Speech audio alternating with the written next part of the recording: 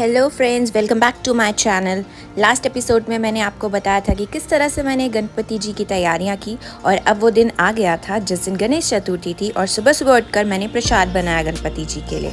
अभी नए वाले गणपति जी का मुंह ढका हुआ था क्योंकि मुहूर्त के हिसाब से उनका चेहरा मैं आप सबको दिखाऊंगी, और पुराने वाले गणपति जी जो जाने वाले हैं वो तो सुंदर लग ही रहे थे। सारी प्रिपरेशन मैंने कर ली थी पूजा की, क्योंकि मैं अकेले ही थी तो सारी प्रिपरेशन खुद ही करनी थी। ज़्यादा मुझे पता नहीं था, इसलिए मैंने थोड़ा बहुत ऑनलाइन देख के कि क्या किया जाए सारी प्रिपरेशन कर ली थी। और हलवा भी तैयार हो गया था जो सुबह मैंने बनाया था। और हमारे यहाँ नॉर्थ में गणपति जी को लड्डू चढ़ाया जाता है और मुंबई में मोदक चढ़ाया जाता है, तो मैं थोड़ा बायस्ड होकर लड्डू ही लाई उनके लिए, क्योंकि मोतीचूर के लड्डू उनको भी पसंद है और काफ़ी हद तक मुझे भी पसंद है। सो या और मैंने ना ये क्यूट से बॉक्सेस भी मंगाए थे और इनमें चॉकलेट्स भर दी थी ताकि मैं अपने फ्रेंड्स लोगों को दे सकूं, जो भी गणपति दर्शन के लिए आए उनको दे सकूं।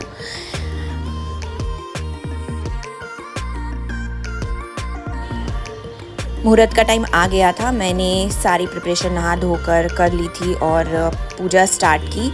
सबसे पहले दोनों गणपति जियों को स्नान करवाया और उसके बाद आगे की पूजा मैंने शुरू की थी। मैंने ना ऑनलाइन देखा कि पूजा कैसे की जाती है, क्योंकि मुझे ज़्यादा आइडिया नहीं था, बट आई होप गणपति जी तो सबके साथ होते हैं और मैं थोड़ी भूल चूक भी हो जाएगी तो मुझे माफ़ करेंगे। और ये देखिए, इस तरह से मैंने अपने नए गणपति जी का चेहरा रिवील किया। बहुत ही खूबसूरत है मेरे ये वाले गणपति जी भी, एकदम क्यूट से गन्नू बप्पा जैसे लगते हैं। डांसिंग गणपति जी हैं ये, और डांस करते हुए गणपति जी रखना भी घर में बहुत अच्छा माना जाता है। इसलिए मैंने इस समय सोचा क्यों ना कुछ नए स्टाइल के गणपति जी लाऊं, और पूजा मैंने शुरू की मुहूर्त के हिसाब से।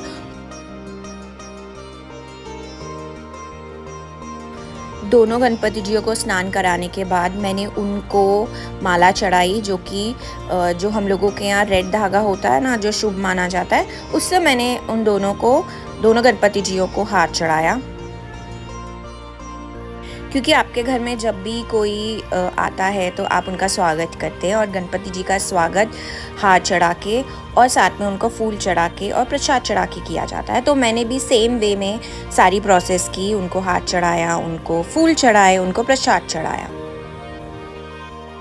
क्लोजअप में आप देख सकते हैं कि मेरे डांसिंग गणपति जी कितने सुंदर लग रहे थे। और रिद्धि सिद्धि माता को भी मैंने दोनों गणपति जियों के साथ बिठा दिया था, क्योंकि रिद्धि सिद्धि माता जहाँ पे गणपति जी होते हैं उनकी पूजा होती है, उनकी पूजा भी होनी चाहिए। तो ऐसे पान के पत्ते में सुपारी रख के रिद्धि और सिद्धि माता की पूजा की जाती है। ये भी मैंने ऑनलाइन देखा, मुझे आइडिया नहीं था, बट उसके भी अलग फ़ायदे हैं। ऑनलाइन जाकर देखने के बहुत सारी चीज़ें समझ आ जाती है, पता चल जाती हैं। और इस तरह से गणपति जी की स्थापना करने के बाद मैंने आरती भी की और उनको भोग लगाया। और उसके बाद वीनस आ गई थी। वीनस थोड़ा लेट आई थी, वो गणपति जी की आरती के टाइम पे नहीं पहुंची, बट कोई बात नहीं, उसने भी काफ़ी चिल किया और इन्जॉय किया हमारे साथ।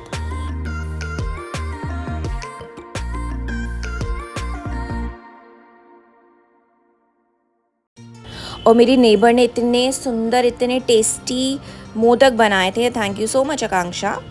और उसके बाद मैंने वो मोदक भी अगली आरती में गणपति जी को चढ़ाया। अब मैंने सोचा बहुत ज़्यादा लोग आने वाले हैं तो थोड़े कपड़े चेंज कर लिए जाए, इसलिए मैंने न्यू जो सूट लिया था, लास्ट एपिसोड में आपको दिखाया था ऑरेंज कलर का, वो मैंने डाल लिया और अच्छा लग रहा था और मेरी डेकोरेशन के साथ भी जा रहा था। रेडी होने के बाद मैंने शाम की आरती भी की और अच्छे से आरती हो गई थी। आकांक्षा भी मेरे साथ थी, बाकी सब लोग बीच में आए थे, कुछ लोग आरती के बाद आए थे। आई होप गणपति बप्पा सबको ब्लेसिंग्स दे, मुझे दे, आपको दे, सबको ब्लेसिंग्स दे। और अलका जी भी पहुंच गई थी, जो कि ट्विनिंग कर रही थी वीनस के साथ। उनका अटायर एकदम मैचिंग था वीनस के अटायर से। देखो एकदम मैचिंग बन के आए हैं। ड्रेस कोड है black and white. Hi Radhi, welcome back after Christmas. ये यहाँ अब नहीं है क्या? कैसी लगी? बहुत अच्छे। Thank you. मैं तो अपने से बात कर रही थी। मैंने सुबह से व्लॉग ही नहीं बनाया, पता कुछ नहीं बनाया। कौन सी खुशी चाहिए तुझे? कुर्सी मिल जाए? 19, 20, 21, 22, 25 साल बीच में काफ़ी सारे लोग आए, बट मैं बहुत ज़्यादा बिजी हो गई थी, इसलिए ब्लॉग बना नहीं पाई और थक भी गई थी, सुबह से मैं उठी हुई थी। बट हाँ, रात को सब जो रह गए थे उनको आप देख सकते हैं, सब हंसी मजाक कर रहे थे। इसके बाद मैंने डिनर सर्व किया सबको और सबने डिनर किया। उसके बाद मैंने स्पेशल कपकेक्स मंगाए थे सबके लिए, वो भी सबने खाए, एंजॉय किए।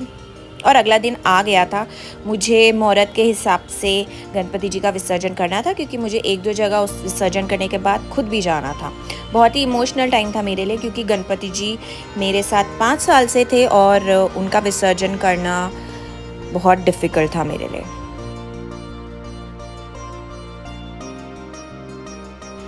पर गणपति जी वहाँ से चलकर मेरे नए गणपति जी में विराजमान हो चुके थे। इतना मुझे अंदर से फीलिंग आ रही थी, इसलिए मैं सैड तो थी बट इतना सैड नहीं थी, क्योंकि गणपति जी को मैं घर पे भी विसर्जन करने वाली थी और वो मेरे साथ हमेशा रहने वाले थे घर पे, और नए गणपति जी के फॉर्म में तो वो हमेशा रहने ही वाले थे।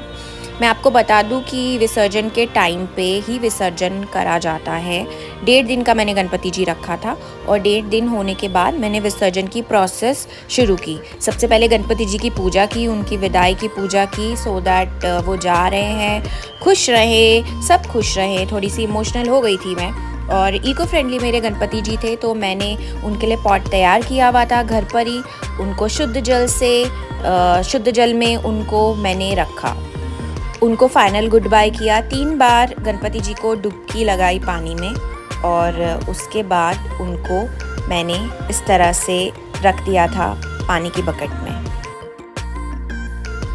गणपति जी को गुड बाय कहना हमेशा से इमोशनल होता है, चाहे हम उनको 5 साल से रख रहे हो, चाहे 1.5 दिन के लिए हम क्यों ना लाएं, बहुत ही इमोशनल होता है हमेशा। आप सब जो लोग गणपति जी घर पे बैठाते हैं वो ये फीलिंग समझ सकते हैं। मैं उस फीलिंग को वर्ड्स के थ्रू नहीं बता सकती।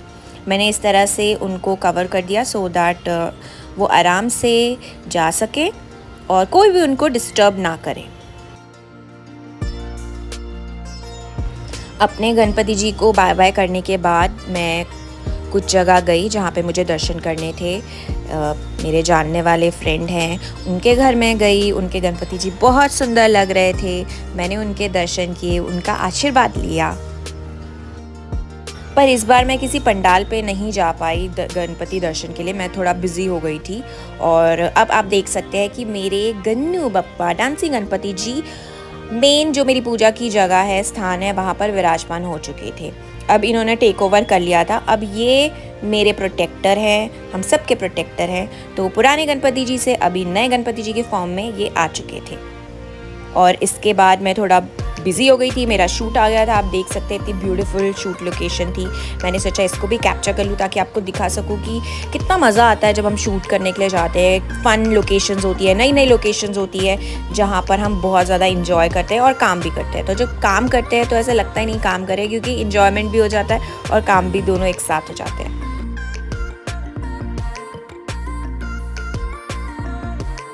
दूर देखा एक चील बैठा हुआ था, इसको देखना बहुत शुभ माना जाता है, इसलिए मैंने आपको भी वीडियो बना के कैप्चर कर लिया।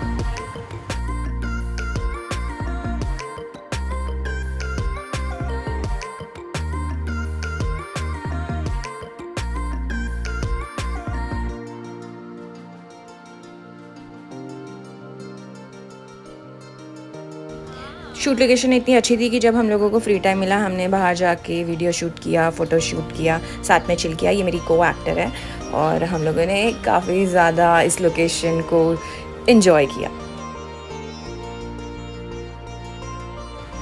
अगले दिन की लोकेशन भी बहुत अमेजिंग थी। मड आइलैंड के एकदम सामने हमारा बंगलो था और अच्छी खासी बारिश हो रही थी उस दिन। अभी आपको सी नहीं दिख रहा है, लेकिन सामने एकदम पूरा व्यू जो था वो सी व्यू था, शाम को दिख रहा था। ये देखिए ऐसा व्यू था सामने और बहुत सारे लोग वहाँ पे चिल कर रहे थे। ये शाम का व्यू है। लोकेशन बहुत अमेजिंग थी और मौसम इतना सुहाना था कि वो लोकेशन और भी ज़्यादा अच्छी लग रही थी ऐसे मौसम में। शूट ख़त्म होने के बाद 11वां दिन लग चुका था, जिस दिन फाइनल विसर्जन था गणपति जी का। और मेरे पास एक और गणपति जी थे जो कि 3 साल से मेरे साथ थे, उनका भी विसर्जन करना था। तो मैंने सोचा इससे अच्छा दिन तो आएगा नहीं। 11वें दिन मैं उनका विसर्जन करने के लिए गई। मैंने अपनी सोसाइटी में ही विसर्जन किया। हमारी सोसाइटी में एक छोटा सा उन्होंने मैन मेड पॉन्ड टाइप का बनाया जिसमें आप गणपति जी का विसर्जन कर सकते हैं। सो मुझे ज्वाइन किया वीनस ने गणपति जी को बाय बाय करने के लिए और बहुत इमोशनल अगेन मैं हो गई थी। बट करना तो था ही विसर्जन, तो मैंने इनका विसर्जन बाहर किया क्योंकि ये इको फ्रेंडली नहीं थे।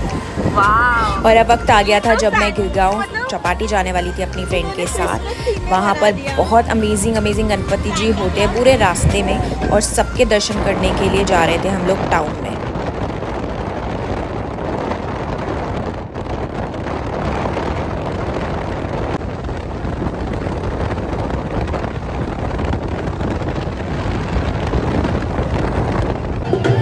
मुंबई में ये सेलिब्रेशन ना कुछ अलग ही एनर्जीज के साथ आता है। सारे लोग निकल जाते हैं गणपति विसर्जन के, नो मैटर व्हाट वेदर कैसा है।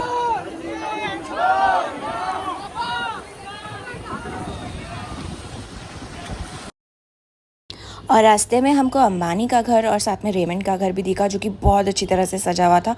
दोनों की डेकोरेशन ऑलमोस्ट सेम थी, गोल्डन एंड रेड। आप देख सकते हैं जो पीछे वाला घर है ना वो अंबानी का घर है, और जो आगे वाला घर है वो रेमंड्स का घर है।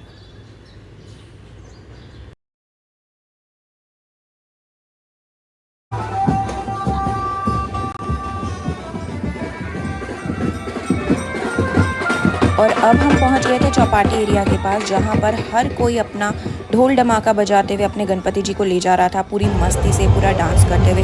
वहां पे इतना सारा रश था, इतना सारा डेडिकेशन दिख रहा था वहां पे, और इतनी सारे लोग एक साथ मैंने बहुत कम जगह पे देखे हैं। पूरी सड़कों पे लोग थे, पुलिस का अरेंजमेंट भी अच्छा था। एक तरफ रोड का ट्रैफिक था और एक तरफ पूरा जो ट्रैफिक था वो गणपति जी विसर्जन के लिए जो लोग लेके जा रहे थे उनके लिए था। यहाँ पे इतने बड़े बड़े गणपति जी के स्टैचू आए जिनको देख के ना बहुत ही मज़ा आ रहा था। मतलब अलग अलग डेकोरेशन के थे, क्योंकि ये लोग ना मछुआरे होते हैं जो इस एरिया में होते हैं, और उन्होंने अपने गणपति जी को भी इस तरह का ही डेकोर दिया हुआ था।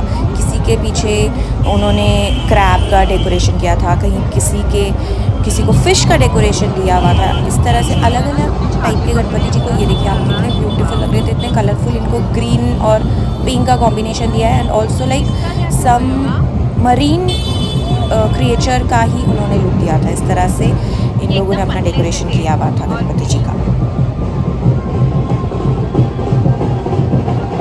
बहुत ज़ोर से बारिश हो रही थी, लेकिन बारिश भी लोगों के जज्बे को रोक नहीं पा रही थी। सारे के सारे लोग बाहर निकले हुए थे। कुछ लोगों ने छाता लिया था, कई लोगों ने छाता नहीं लिया था। डांस करते हुए, होली खेलते हुए, पटाखे फोड़ते हुए, मुझे लग रहा था ऐसे इंडिया के सारे फेस्टिवल्स ना एक साथ मनाए जा रहे हैं, इस तरह की फीलिंग आ रही थी। बहुत ही अच्छा लग रहा था।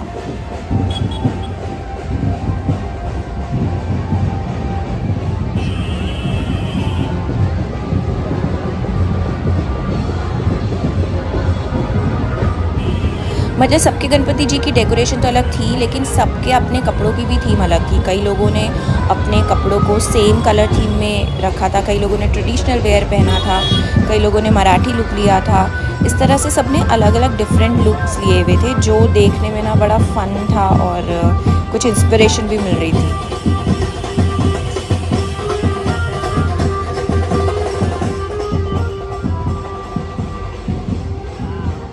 एंड इस बार ना फ्लाइंग गणपति जी इतने सारे मंडलों में बने हुए थे। ये देखिए फ्लाइंग गणपति जी और टी चलाते हुए इतने सारे मंडलों में मैंने ये देखा। इतने सारे जब विसर्जन के लिए गणपति जी जा रहे थे, मुझे समझ नहीं आया फ्लाइंग थीम इतना ज़्यादा इस बार पॉपुलर क्यों थी, बट अच्छी लग रहे थे। एंड बहुत सारी क्रेन ना चौपाटी की तरफ जा रही थी, क्योंकि क्रेन की हेल्प से ही वो गणपति जी का विसर्जन कर पाते, क्योंकि इतने इतने बड़े गणपति जी को ये देखिए आप इस नॉब से वो उठा के हेल्प करते हैं ताकि विसर्जन प्रॉपर्ली हो सके।